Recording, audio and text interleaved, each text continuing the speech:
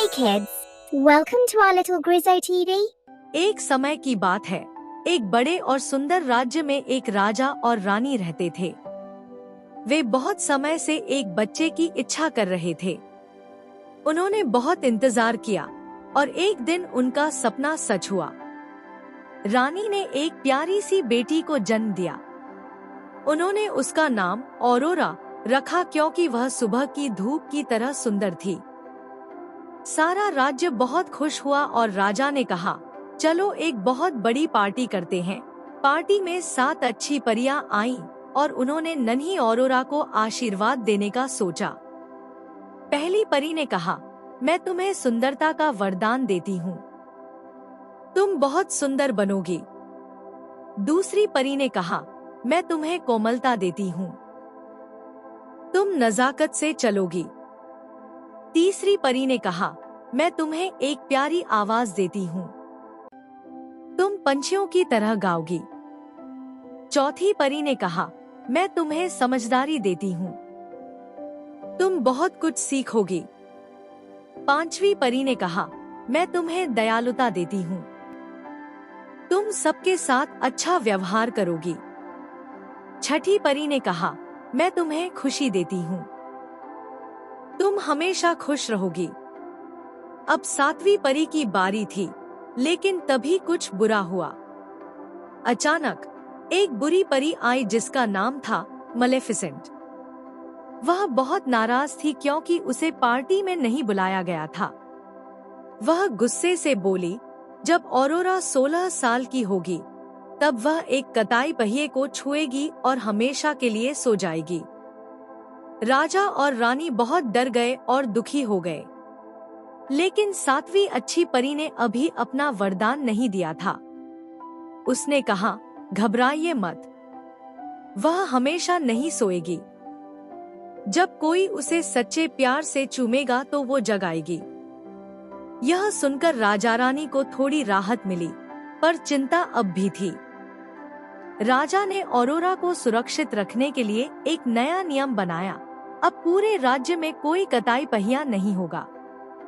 कताई पहिया एक ऐसा यंत्र होता है जो धागा बनाता है, लेकिन उसमें एक नुकीला हिस्सा होता है जो चुभ सकता है।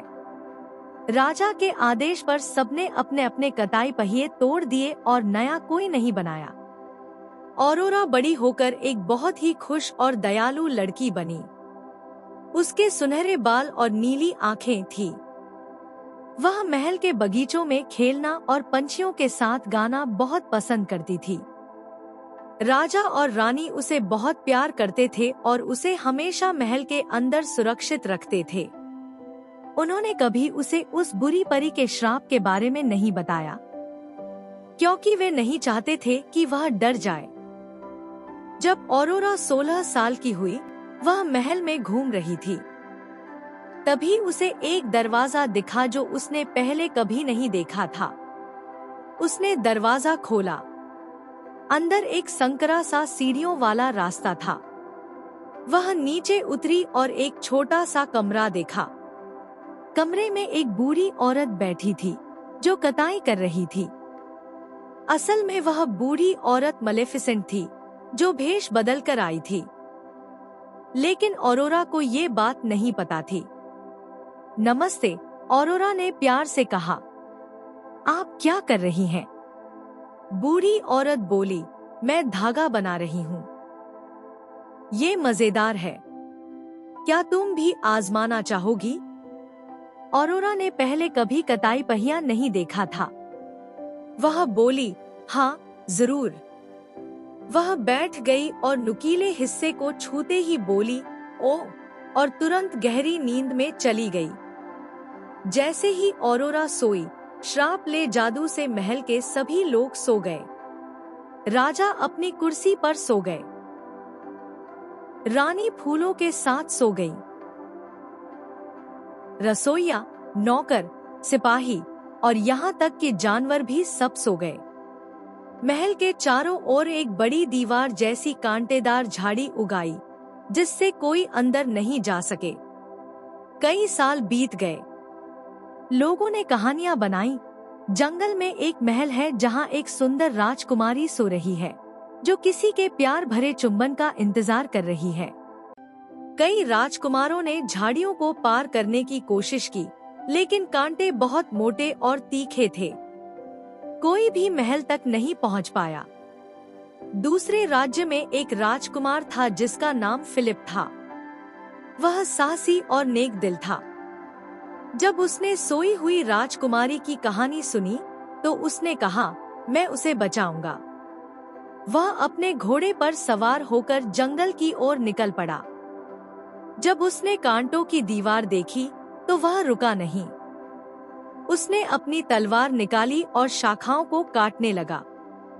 उसे खरोंचें आईं, दर्द हुआ, लेकिन उसने हार नहीं मानी क्योंकि वह ऑरोरा की मदद करना चाहता था।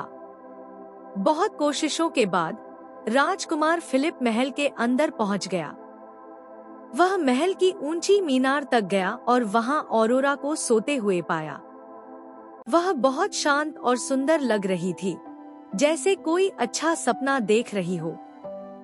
फिलिप ने सोचा, ये कितनी सुंदर है, काश मेरा चुंबन इसे जगा सके। उसने झुककर ऑरोरा को प्यार से चूमा। जैसे ही चुंबन हुआ, ऑरोरा की आंखें खुल गईं और वह मुस्कुराई।